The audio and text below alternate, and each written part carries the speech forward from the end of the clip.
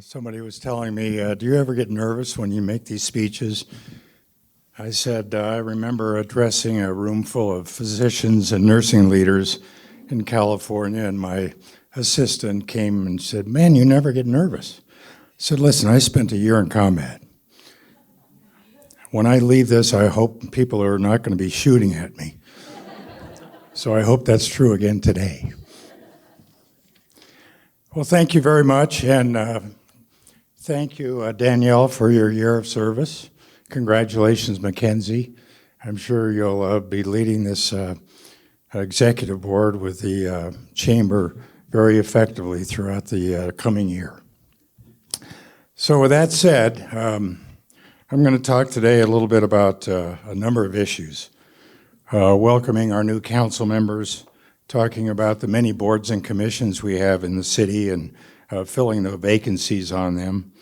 We'll talk a little about water policy, some of the ad hoc committees that I'm in the process of forming, both to review and update our water policy, charter amendments in our city charter, and also we have a general plan that is going to have to be renewed in 2025, and that's effective for another 10 years.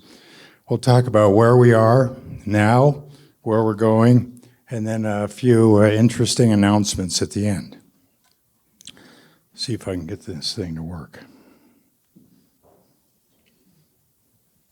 Wonderful. So I'd like to start off by congratulating the new members of our city council, Jessica Hall, who's here, Brandon Montoya, Eric Moore, and my Mayor Pro Tem, Kathy Rusing. So welcome them to the council.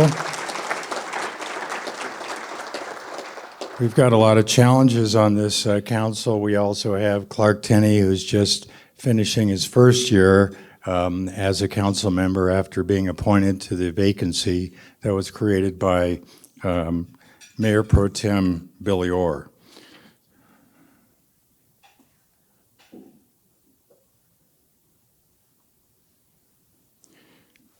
Is that working? Yeah, it is.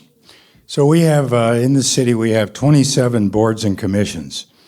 And those various commissions and boards provide decisions on some important aspects of city management and many advisory boards as well. So we have just completed a review of the open positions that we have. Some of the boards expire, and of course, if current board members want to renew, they have to apply along with additional applicants. So this year we had over 95 applications to serve on the various boards, and we've completed our selection. Those will be announced shortly, and then we'll be welcoming new board members at our next council meeting. I'm going to be forming 3 additional ad hoc committees, and ad hoc committees, of course, only serve during the term of the mayor. So the first one is our Water Policy Review and Advisory Committee. So as we adopt a newly revised water policy, then this group will monitor that policy, see how effective it is in its intentions and its goals, and then be able to advise the City Council on how well it's working, whether any modifications need to be made, and then also perhaps provide some suggestions to our neighbors, both Prescott Valley, Chino Valley, the county, Dewey Humboldt, on how best that we can continue to manage our important Prescott Active Management Area water portfolio and the aquifer that we all rely on, both now and in the future. We'll then form a Charter Amendment Review Committee. We are a chartered city, so we have 91 cities and towns throughout the state, only 19 of which are chartered. So we actually have our own city constitution, if you will, that we are allowed to be able to make decisions locally that aren't necessarily overridden by our state legislature. And I think a lot of you would agree that if we can manage our own issues locally, we're a lot better shape than having Phoenix and the state legislature decide those issues for us. Thank you. We'll then move on to forming an ad hoc committee for our general plan. We're required to have a voter-approved general plan every 10 years. So the last one was 2015. So we'll be forming that a little bit later this year and be able to have a broad representation in the community to take a look at where we're going as a city and then recommend a plan that will help us decide how we're going to be moving forward in the next 10 years. So that will be probably on the 2024 ballot, and then it'll go into effect in 2025.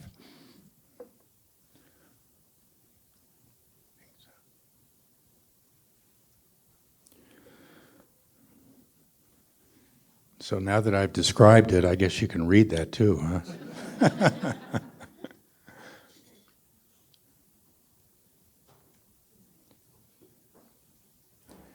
So let's take a look at the overall condition of the city.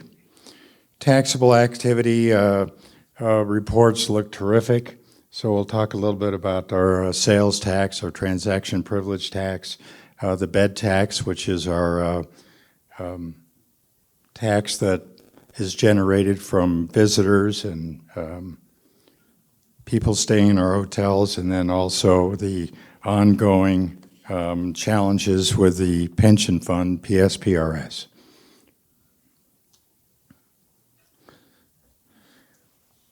So this chart, you can see where we started on the far right, looking at fiscal year 2019, and then comparing it with the next chart to the immediate left of that, which is 2020, and then 2021, and where we are looking at today. So I think if you look at a couple of highlighted areas, let's see if I can get this to work.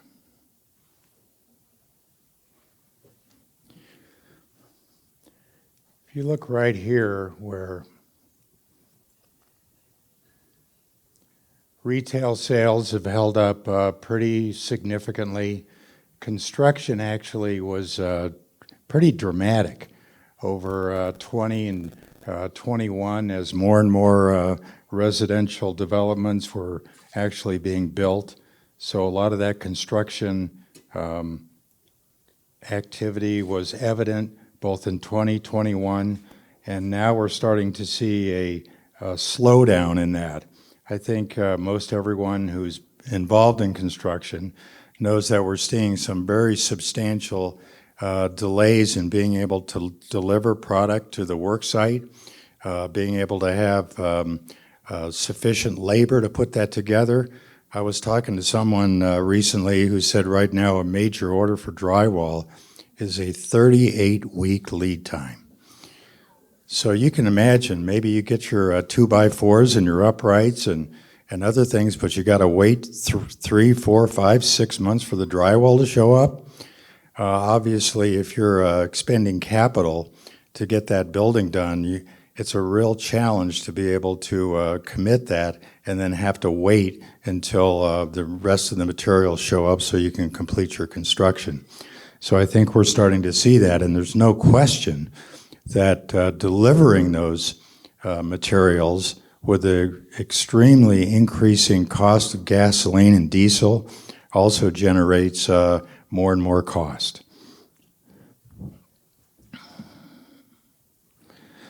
One of the nice things here is this online sales activity. You'll see there's no information or numbers here in 2019, and that was because of the Supreme Court's Wayfair decision. Up until that time, anyone ordering products on the internet did not have to pay taxes, and we received no tax revenue from those orders. So in 2000, oh, excuse me, let me go back. 2020, with the Wayfair decision indicating that orders placed online now had to pay taxes for the local taxing entity, we saw the numbers start and grow tremendously. So actually, when you look at how much tax revenue was generated in 2022, and this is just year to date, compare that to the drop in construction spending, it almost evens it out. So I know from firsthand experience, my wife contributed significantly to that. So the bottom line here is that our overall tax revenues are up 6.3% relative to 2021, and 21 was a significant increase over 20. So I think that just shows you that the economic vitality of our area continues to be resilient, and because we have such a diverse amount of economic and business segments, it's really allowing us to balance out and continue to be very solid in our not only current economic activity, but we can probably project that going into next year as well. I thought it was particularly impressive here in the month of November. This is our bed tax. Excuse me, this is the next one.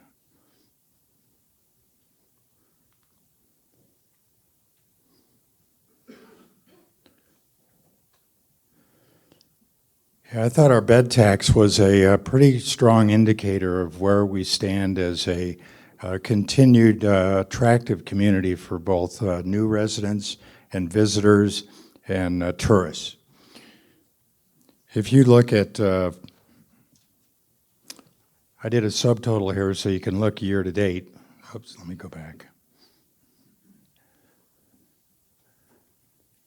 So you look at our bed tax through the end of December, we're up by 48% year to date, which is a huge increase.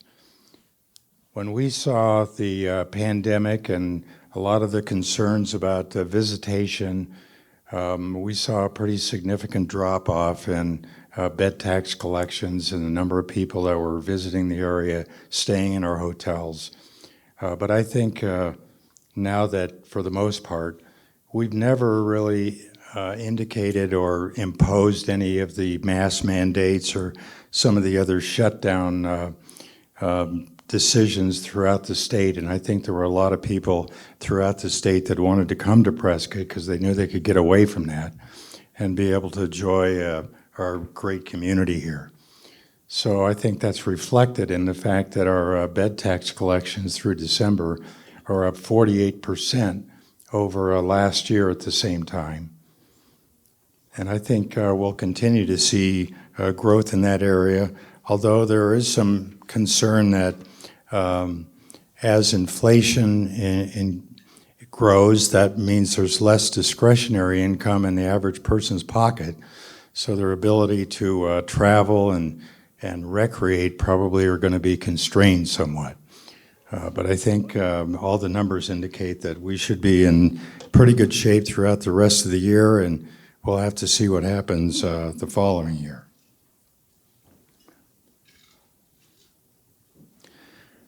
So let me talk a little bit about Prescott Regional Airport. As you know, that was one of my main campaign issues when I ran for mayor, and I'm absolutely convinced that our growing capacity and activity throughout the airport will be the economic driver that we can expect to really help our city grow and our businesses grow throughout the coming years. Right now, we are the 17th busiest airport in the entire United States. Most people don't realize that. Now, we actually were about the same number of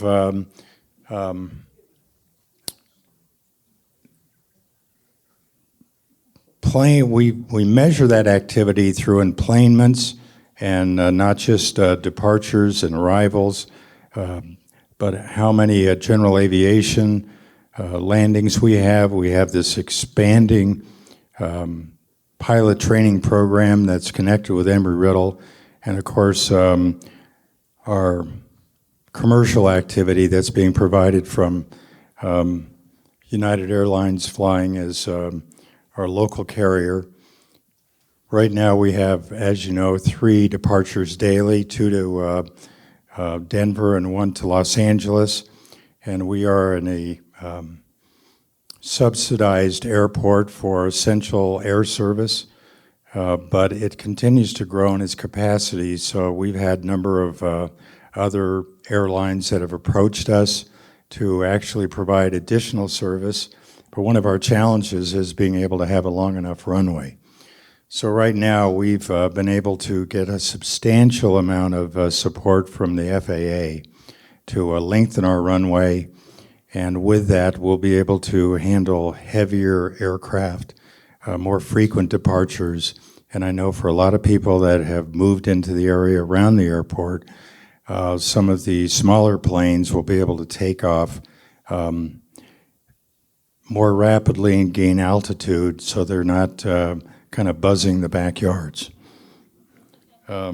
We expect with this growth in activity to be able to be probably in the top 10 of all airports in the United States within 3 years. And of course, we're the number 3 airport in the entire state of Arizona. So by having that expanded activity, we need to make sure that we protect the buffer zone around the airport so we can continue to attract a good high-tech aviation-related businesses. And we've seen that with the CP Technology company that's right out there north of the airport. They continue to grow with their high-tech businesses that are related to combat-proven computer modules, and also their development of drone technology that's being developed not only for the Department of Defense, but even in commercial applications.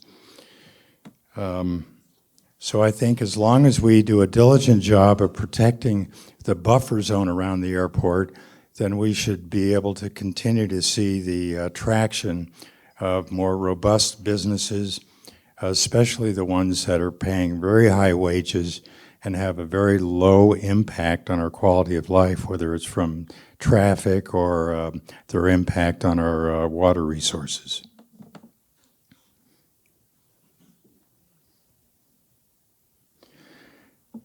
Public safety, I'm proud to support our continuing public safety services, both police, fire, ambulance. We've just hired a very, very highly qualified new fire chief. His name is Holger DeRay. He comes to us from Boulder, Colorado, and he will be starting in his position on the 14th of March. So he's already made a couple of visits here, scouting out a new home. So fortunately, I think from Boulder, Colorado, he's probably experienced some escalation of housing prices there, so he can bring a little bit of housing equity here and be able to acquire a nice home.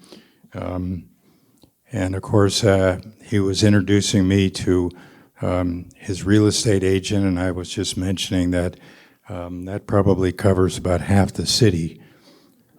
So I'm sure he'll be able to find something great, and we're looking forward to a really highly qualified fire chief. With the expansion and growth of the city, we are seeing more and more development in North Prescott, but we really haven't expanded our ability to provide public safety to all those new residential areas. We haven't built a new fire station since 1993. So that's almost 30 years. And we've grown substantially since then, and now we're having challenges being able to have the equivalent response times for people who need emergency response, whether it's legitimate fire issues or medical conditions. So even though developers that we've talked with would say, "Oh, sure, I'd be happy to provide you a few acres for a new fire station." Well, I'd like to see exactly where that is. I'd like to see the deed for that land, and then I'd like to see us to start budgeting for the bricks and mortars to be able to build that fire station, be able to provide the vehicles, be able to staff it, and then make sure that those new residents have the same expectation of emergency response at a equivalent time that everybody else lives here. We just approved the acquisition of a 120-foot ladder truck in our fire department because the one we have will be no longer certified for use in 2 years. But it takes right now a 2-year lead time just to get a truck like that built. So that just shows you the ongoing kind of supply chain challenges that we're seeing. And I expect that we probably will need maybe 3 more additional fire stations over the next several years if we can budget it and get it built so that we can provide the safety and response times that you all have a right to expect.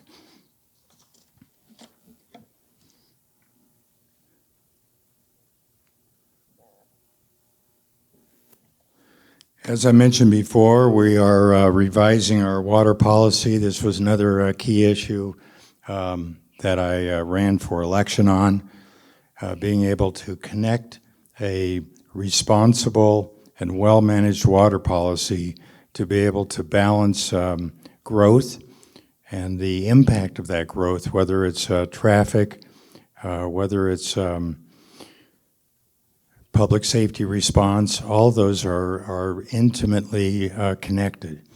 So with a kind of a revision to a water policy that historically the city has had for many, many years, has been recognized throughout the state for probably the most responsible and well-managed water portfolio. When we look at gallons per person per day, we're by far probably the best, maybe 1 or 2 in the whole state. And even though people try to compare us to Albuquerque because they say that's such a great city, our water use per capita is well below theirs. So as long as we continue to manage that well, we'll have a great future. We'll be able to respond to a growth policy that will allow us not to be kind of overwhelmed with some of the challenges we have. I think we'll be in very, very good stead.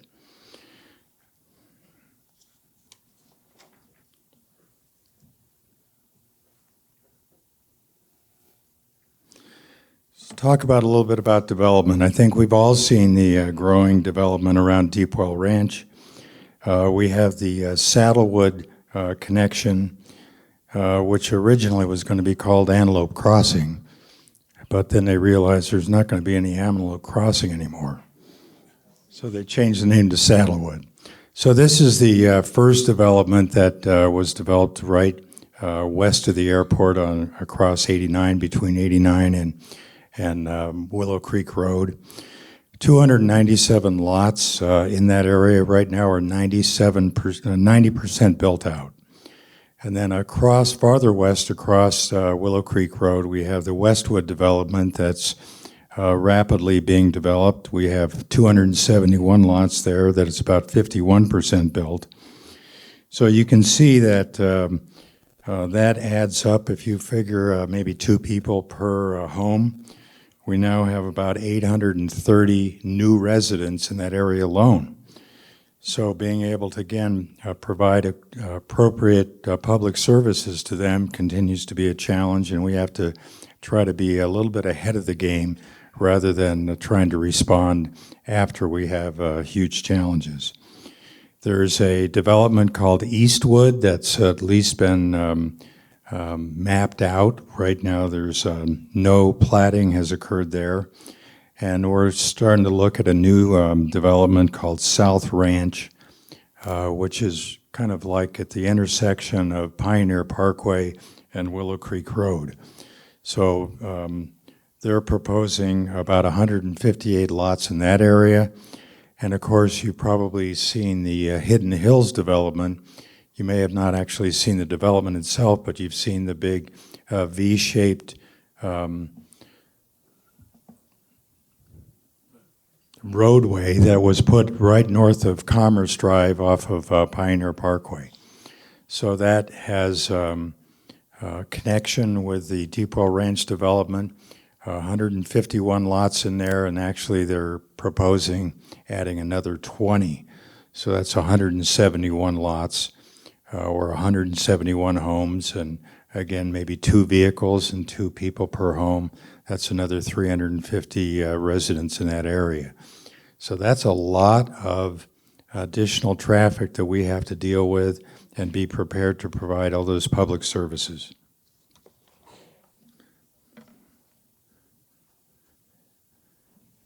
Kind of looks like me, don't you think? Nice finish, by the way. Wonder where they got that picture. So where we're going, we have our new city hall that most people are aware of. That's the old National Bank building. Not old, it's in pretty good shape, actually. It's got really good ability to serve our city for many, many years in the future. So that's right there at Sheldon and Montezuma. So we've moved a number of departments over to the building already. We expect probably as some of the current tenants relocate that we should be fully moved by Q4 of this year. We now are out for the RFP for request for proposal for the old City Hall. That RFP closes on April 7th, so we hope to see a substantial proposal to redevelop the City Hall property. And we expect that. I just asked the city for an update on where we stand for the cost. A lot of people are saying, well, wow, you spent all that money for that new City Hall building. Where did it come from? That was $7.55 million. So far, we've paid it down to about $4.9 million, and we will continue to collect lease payments from the National Bank and some of the other tenants. And we've made a commitment as a council that every single parcel that we are able to sell will go to pay down that debt. So we expect that to be paid off in the next couple of years as well. And then we'll have a city hall that will be much more accessible, much more visible, many more parking spaces, and we'll have a ability to really serve the public much more substantially going to the future. We have our runway expansion.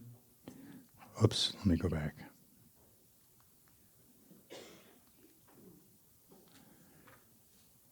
We just had a tour of the regional FAA manager. Mike Williams was out last week and went with us on a tour of the whole facility there. So we continue to be a very high priority for FAA funding. The FAA considers us one of the poster children for community support, being able to expand capacity and having the FAA provide 95% or more of the funding for this. So not only will that expanded runway provide more capacity and services, it also allows us to have much more substantial firefighting capability. We have some of these huge slurry bomber tankers that are quite frankly too large to be able to service our area should we have a very severe wildfire challenge. But with that expanded runway, we should be able to support that as well. And you know, that's ultimately the real challenge for a government, is to make sure that we protect its citizens. So being able to have firefighting capability should we have a wildfire, the more capability we have for fire suppression, the safer we'll be. Key city leadership. We're still looking for a replacement of our city attorney. We have doing a search for qualified candidates over the last several months, We should be looking at final candidates here in the next, actually, few weeks. Public Works Director, I think we've located our replacement there. We can't announce it yet, but I think we're very close to having an accepted offer. We also will have a city engineer that worked for the Public Works Director, and then our Human Resources Director has also decided to retire, so we'll be looking for a replacement there. But it's interesting, a lot of people are saying, boy, we're losing a lot of people here in the city staff. But it's tough. There's so many opportunities for experienced, capable people. And I'll give you an example. We hired a water attorney from Las Vegas about a year ago. And she was trying to get up to speed on state water law and was doing a pretty good job of it.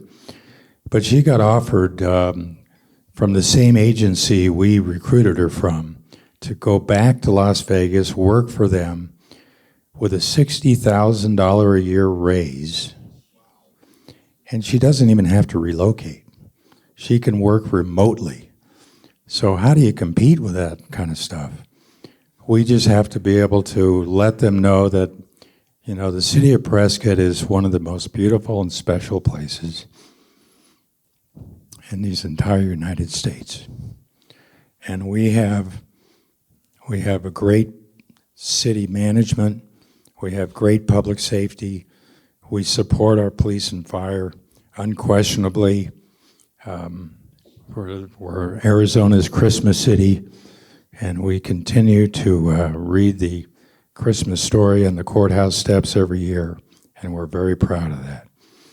So we have the ability to have a unique place, and sometimes that does compensate for maybe a few extra dollars somewhere down in the valley.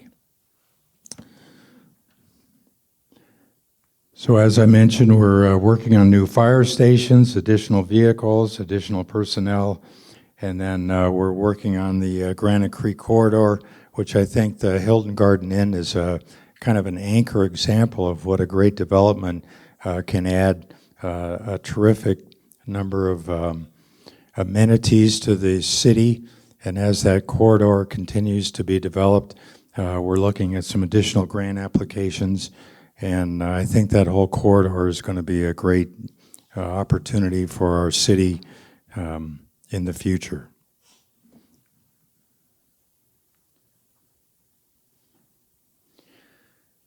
So we've just replaced our fixed base operation unit out at the airport, which provides repair and fuel capability for general aviation and other aircraft.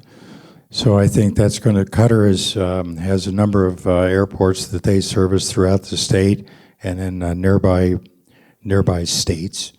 So the general aviation pilots are very excited about this because the cost of fuel is going to dramatically go down. Right now it's so high that a lot of the general aviation pilots fly over to Cottonwood just to fill up their fuel tanks. So that's an exciting addition. FedEx, which I think most people have seen, has broken ground. I was out there a week ago looking at the foundation, 220,000 square feet to be a logistics hub for northern Arizona. They're going to start off with probably 80 well-paying hourly positions out there, potentially going to 3 shifts. And probably within a year, they're going to have air freight capacity as well.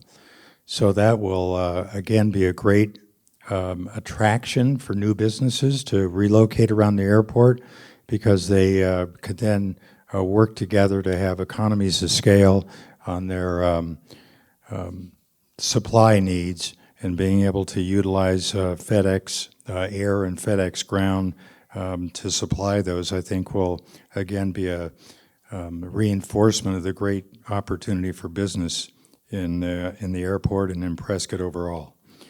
Embry-Riddle has announced that they're expanding their ramp where they're flight training. Single-engine Cessna 172s are being expanded. So we expect that they'll probably have over 800 pilots in their pilot training program.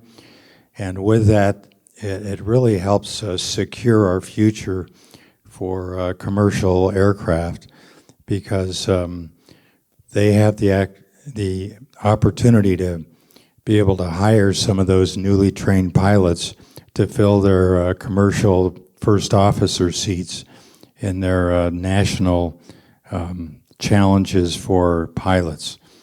One of the things that happened during the pandemic was a lot of the airlines thought that they were going to be reduced in their capacity so dramatically that they decided to help some of their senior pilots retire early. And now that the economy is roaring back, they don't have enough pilots to be able to fill their scheduling. So with the pilot training program coming out of Embry-Riddle, every graduate from Embry-Riddle gets a 500-hour credit against their required 1,500 hours of training, and that's a substantial benefit. If anybody's ever taken any commercial flight training, you usually have to pay about $100 an hour or more. So you can imagine what 500 hours in credit translates into. That's saving $50,000 in the cost of getting a commercial transport license.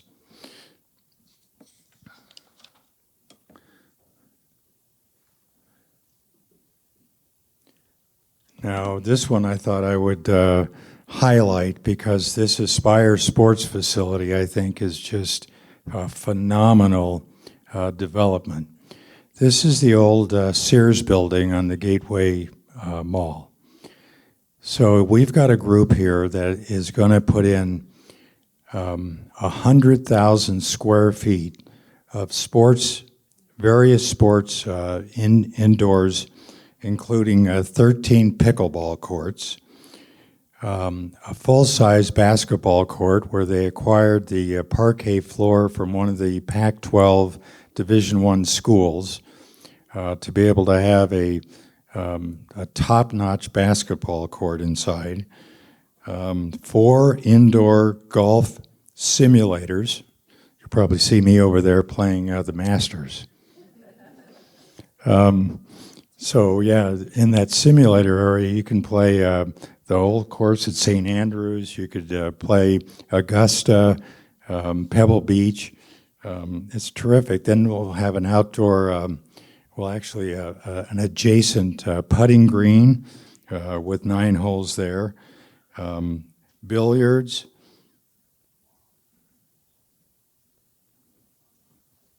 weight room, fitness room, dodgeball, volleyball, including a restaurant and a conference center. And I met last week with some of the financiers that are planning on bringing in a new hotel to actually be built right there in the parking lot next to the Aspire Sports Facility.